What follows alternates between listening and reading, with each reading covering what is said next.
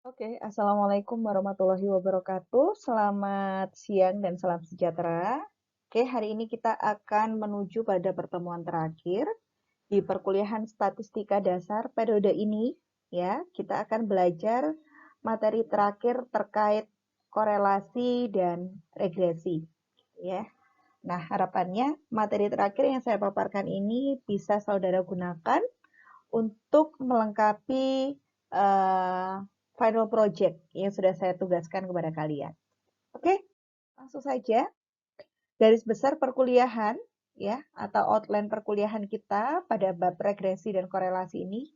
Di antaranya kita akan membahas sekilas tentang definisinya, terus kemudian kita akan membahas tentang plot pencar ya. Terus dari korelasi itu sendiri apa, regresi itu sendiri, kemudian terkait koefisien determinasi dan kesalahan pada standar pendugaan. Seperti itu.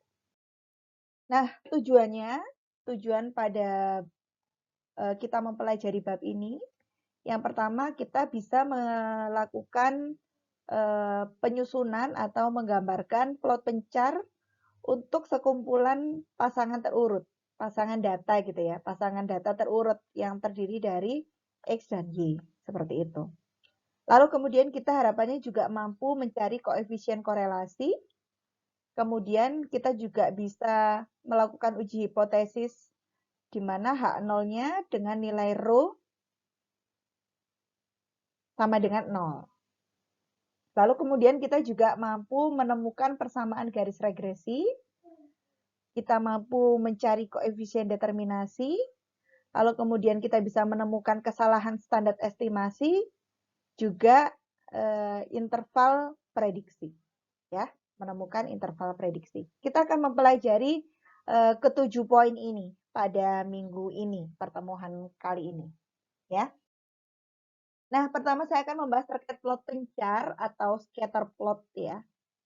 Scatter plot atau plot pencar itu adalah grafik pasangan berurut, di mana grafik tersebut ada X dan Y-nya, di mana X ini adalah variabel bebas dan Y ini adalah variabel terikat. Artinya kita bisa menuliskan nilai X berapapun yang menyebabkan nilai Y itu terikat oleh nilai X. Seperti itu. Nah, bilangannya terdiri dari variabel bebas X dan variabel terikat Y. Seperti itu. Di mana X dan Y adalah saling berkaitan dengan suatu fungsi tertentu yang diberikan, yaitu fungsi Y. Lalu kemudian, contoh dari plot pencar itu, misalkan kita diminta membuat plot pencar untuk data yang diperoleh dalam studi usia dan tekanan darah sistolik dari 6 subjek yang dipilih secara acak. Misalkan kita diminta menggambarkan plot pencar kaitan antara usia dan tekanan darah sistolik. Misalkan si A usianya berapa, tekanan darah sistoliknya berapa. Jadi ini adalah X dan Y, ya.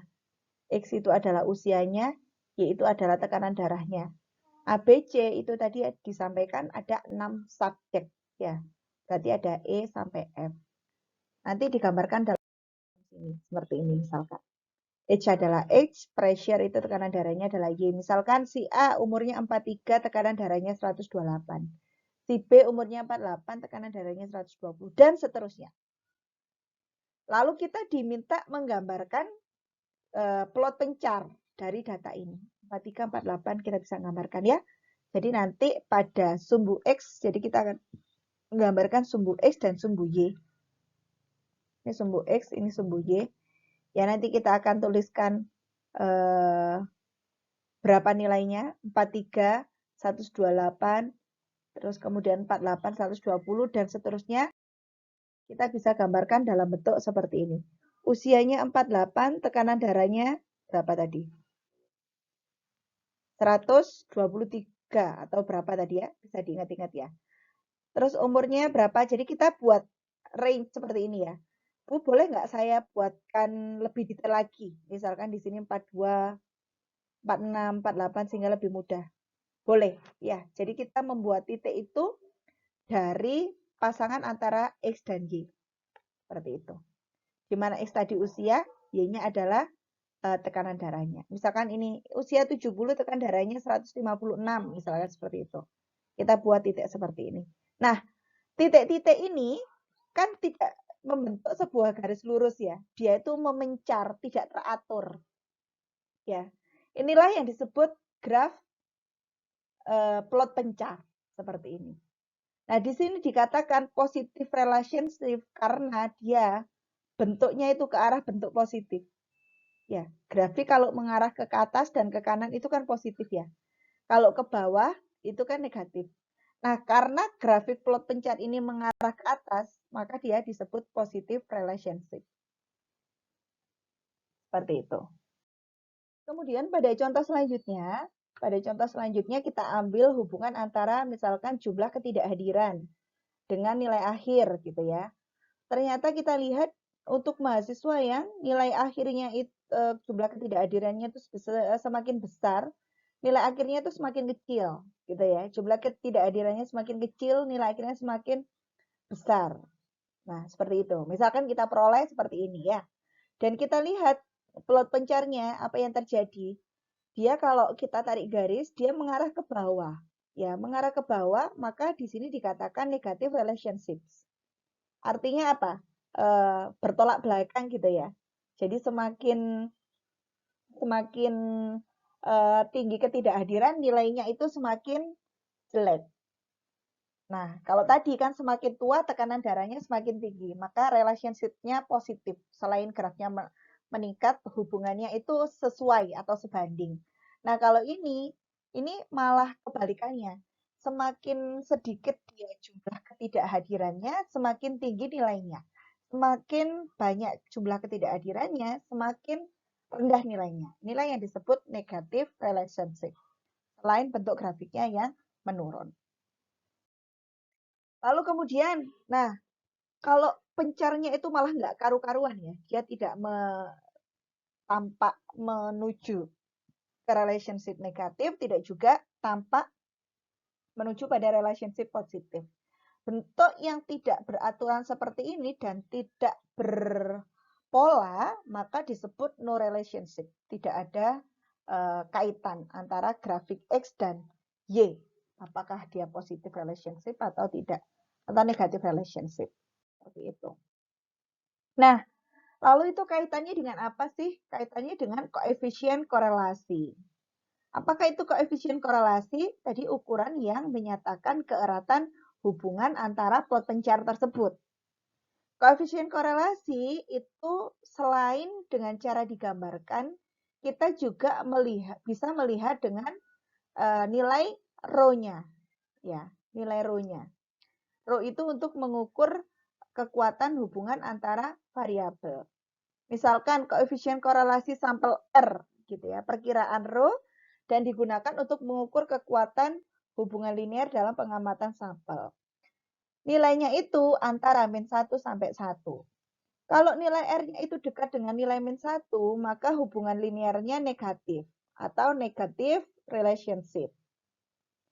Kalau dia semakin mendekati 1, maka hubungan linearnya positif, alias positive relationship. Semakin dekat 1, hubungan linearnya semakin kuat. Untuk yang semakin dekat min 1, hubungan linearnya ke arah negatif, dia semakin kuat. Kalau mendekati 0, hubungan linearnya lemah. Semakin dia tidak dekat dengan negatif maupun positif. Artinya no relationship. Seperti itu ya. Nah, misalkan nih nilai.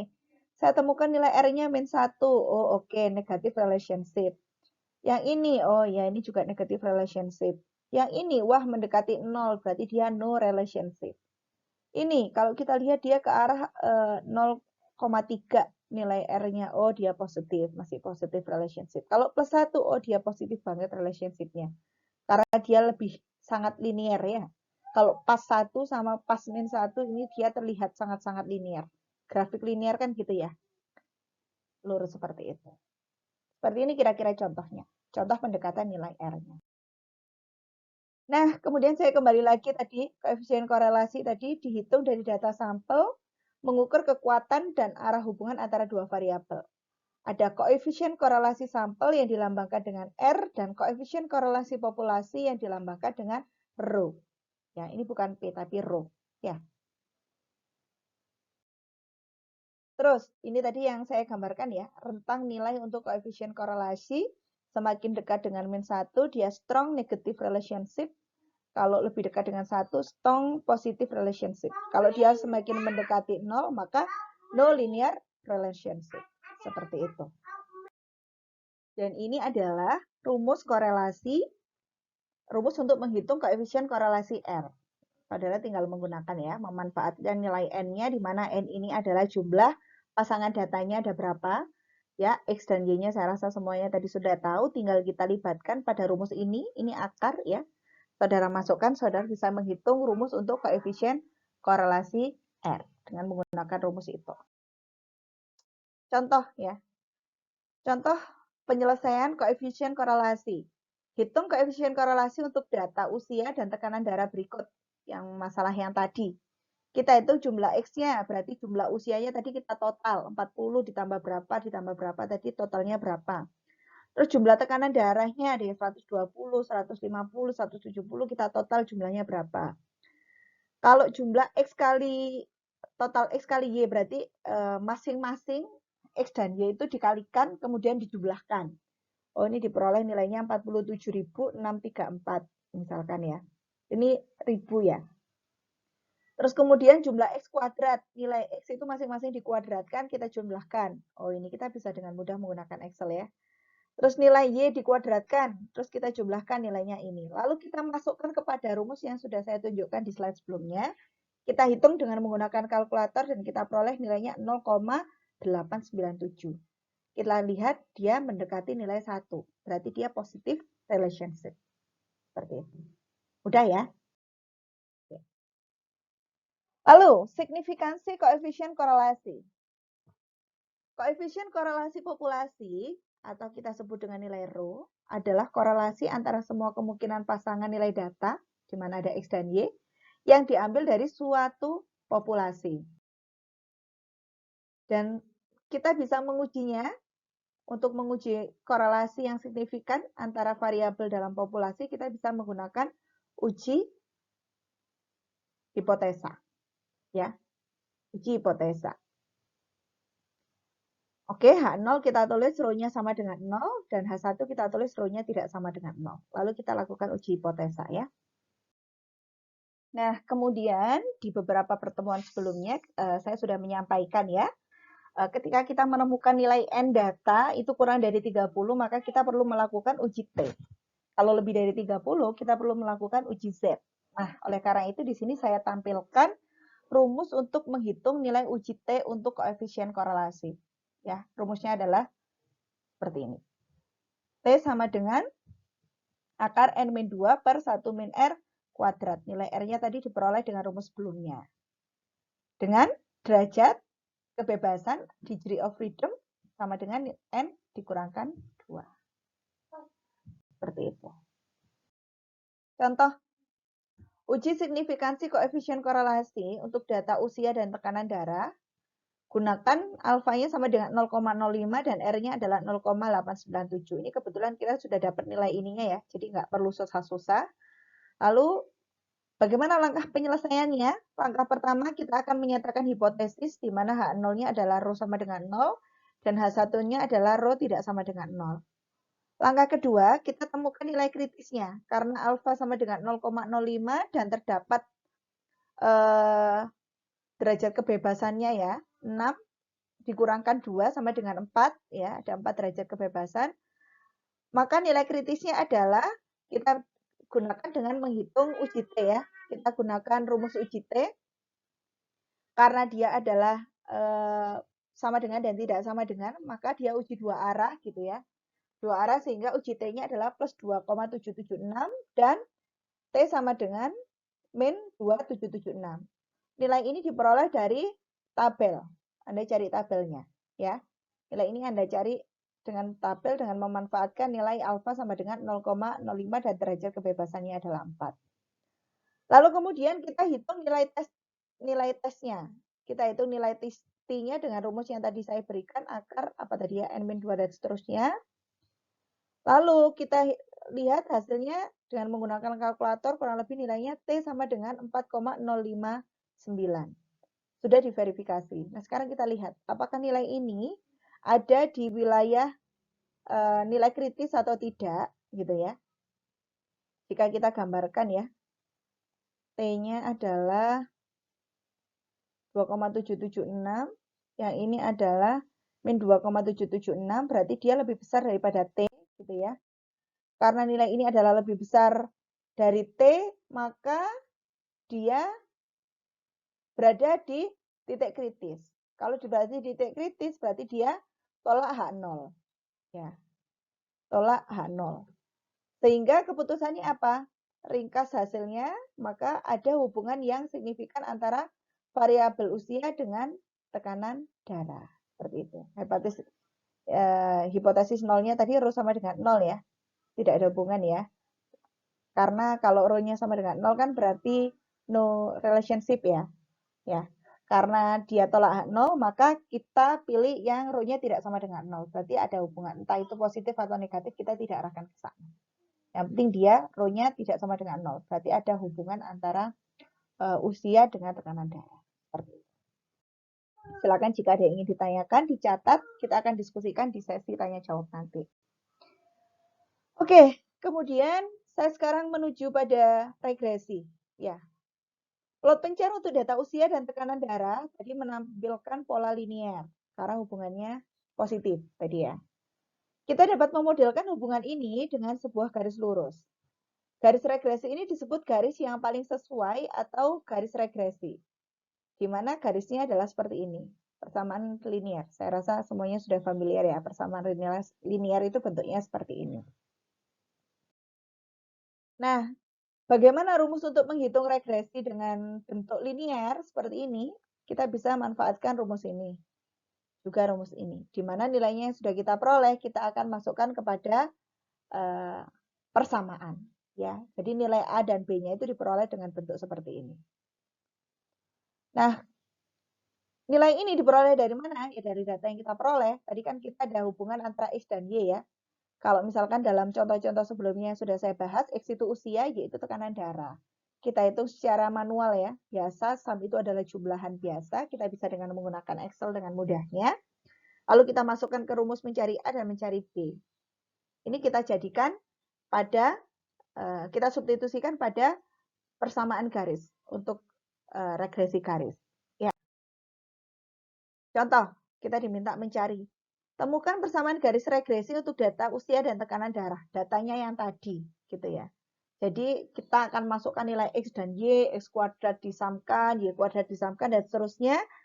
Sehingga kita itu peroleh nilai A-nya itu 81048 dan nilai B-nya itu 0,968. Dan dia sudah diverifikasi. Sehingga persamaan Y-nya sama dengan 81,048 ditambah 0,964X. Seperti itu. Ya. Di sini diberi catatan bahwa A itu mewakili intercept dan W itu mewakili kemiringan garis. Bentuknya seperti ini. Ya. 81048 ditambah 0,964X. Saya rasa semuanya sudah bisa ya. Bagaimana cara menuliskan grafik seperti ini. Ini adalah regresinya. Ya, kaitan antara usia dengan tekanan darah. Nah, sekarang kita bisa menggunakan garis regresi ini untuk melakukan prediksi. Ya, prediksi.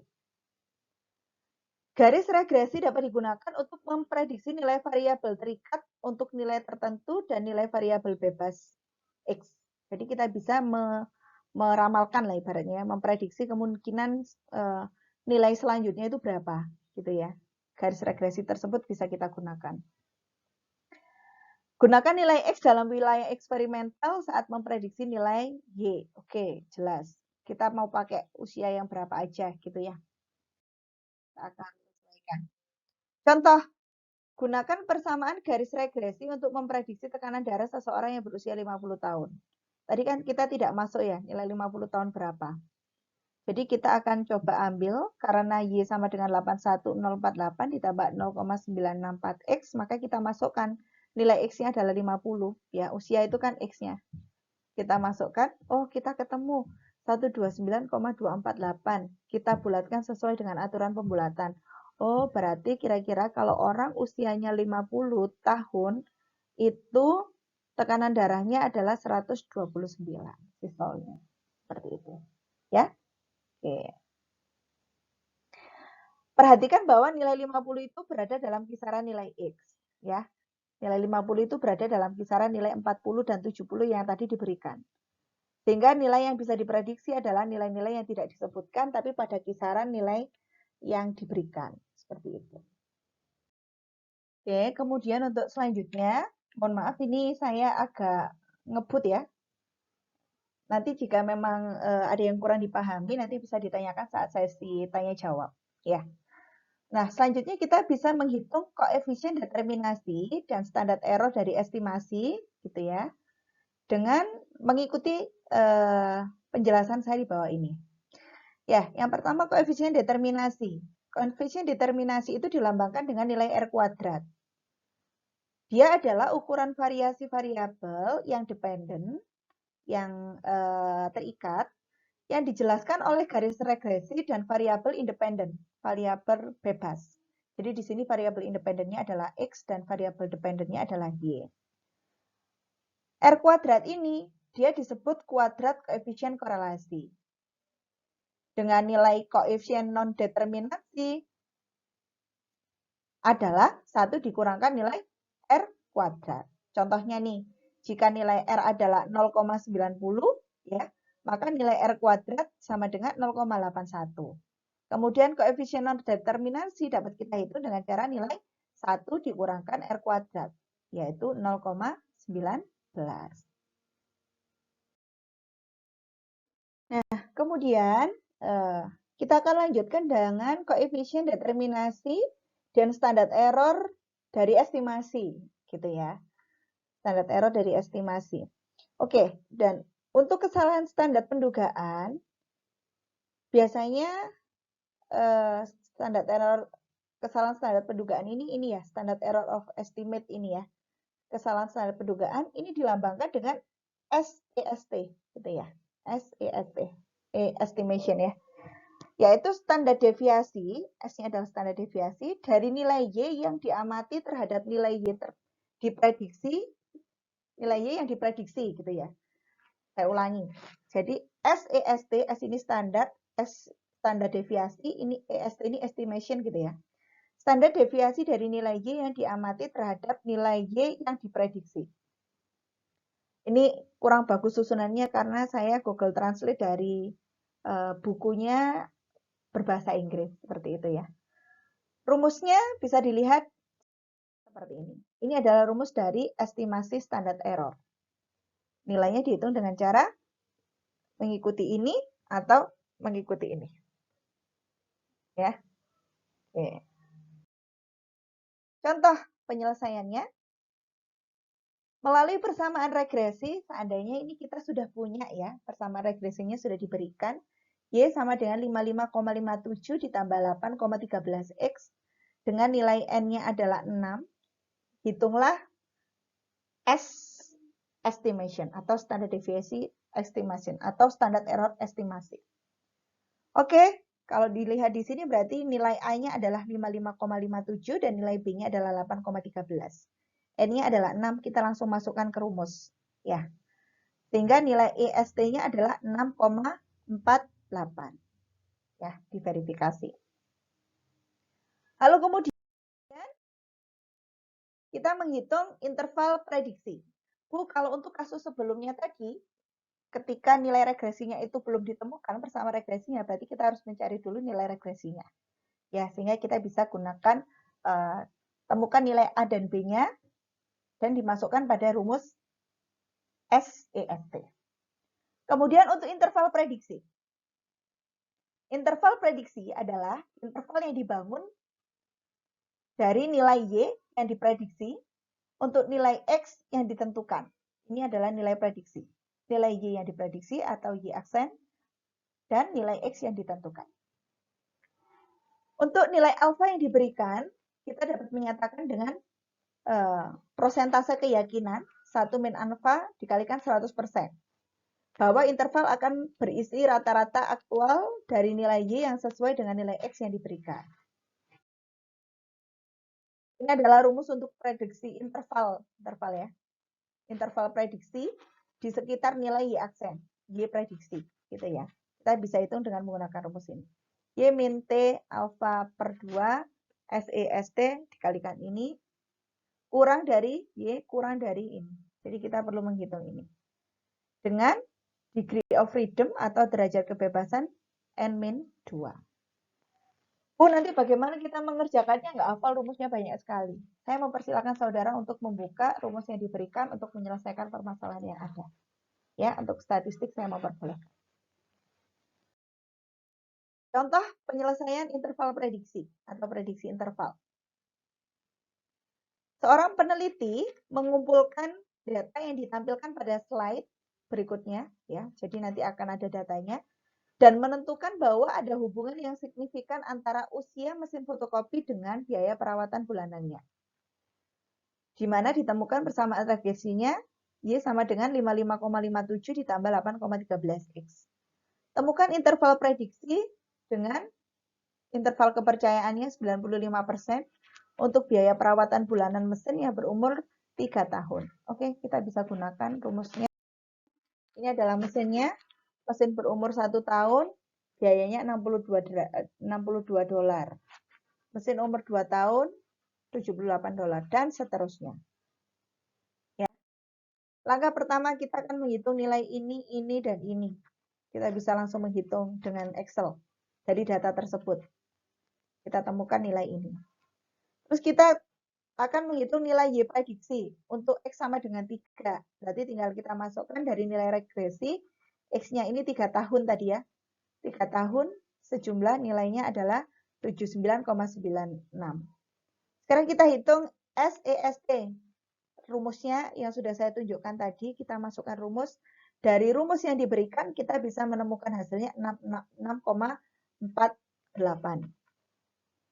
Lalu kemudian, langkah keempat, kita akan substitusikan rumus-rumus tadi ke dalam rumus yang terakhir diberikan untuk interval prediksi.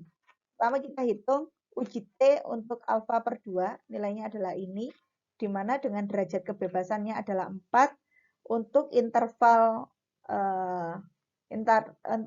kepercayaan 95%. Kita masukkan ke rumus dan diperoleh nilai Y-nya antara 60,53 sampai 99,39. Artinya apa? Seseorang dapat dengan yakin 95% karena interval kepercayaannya ini bahwa interval 60,53 lebih besar, intinya nilai Y itu yang antara 60,53 sampai 99,39 berisi nilai sebenarnya dari Y. Artinya apa? Prediksi nilai biaya pemakaian untuk 3 tahun itu, untuk usia 3 tahun itu antara $60,53 sampai $99,39. Jadi nilainya itu pada interval itu. Ya, silakan dikumpulkan pertanyaan dari apa yang sudah saya paparkan dan kita akan bahas pada sesi diskusi. Seperti itu. Oke, saya rasa cukup dari saya. Di akhir saya akan tutup dengan semangat yang selalu saya sampaikan dan saya pekikkan ya. Salam sukses bermanfaat. Karena ini adalah pertemuan terakhir, maka kalian akan saya sapa sampai jumpa kembali di ujung kesuksesan. Oke, kita masih punya final project yang harus kita diskusikan dan kita selesaikan di UAS.